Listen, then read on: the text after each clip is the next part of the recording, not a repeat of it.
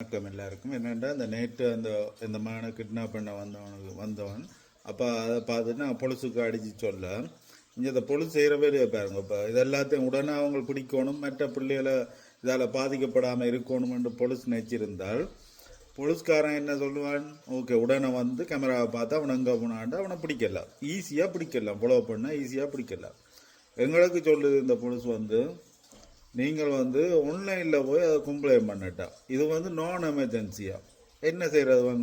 இவங்களை எதுக்கெல்லாம் உடனுடன் ஓடி வருவாங்க தெரியுமோ? இந்த வாகனம் ஏதாச்சும் சின்ன வாகனம் ஆக்சிடென்ட்னு உடனே ஓடி வந்து ஒன்றும் நடக்காத ரோட்டாக பிளாக் பண்ணி போட்டு நிற்கிறதுக்கு தான் ஓடி வருவாங்க. அடுத்தது இது சொல்லுங்க, இந்த வாடகை தராமல் இருக்கிற பொம்பளைகள் இருக்கணுமில்ல, அவையில் உடன் அடித்தா டக்கண்டு உடனே ஓடி வருவாங்க. வாடகை பல மாதம் தராமல் இருந்து ஹராசிங் கண்டு உடனே அடிப்பாங்க. லேண்ட் ரோட் வீட்டுக்காரர் ஹராஸ் பண்ணுறான்னு அதுக்கு உடனே 2 பேர் ஓடி வந்து நிற்பாங்க. மூன்றாவது இது முக்கியமான விஷயம் தெரியுமா, இந்த கணவர் மனைவி பிரச்சனை ஒன்று இந்த கனடியன் பிடிச்சிருக்கல, அதுலேயும் ஒரு 4 காரில் ஓடி வந்து வீட்டுக்கு முன்னால் 2 குடும்பத்தை பிரித்து வச்சுட்டு போவாங்க.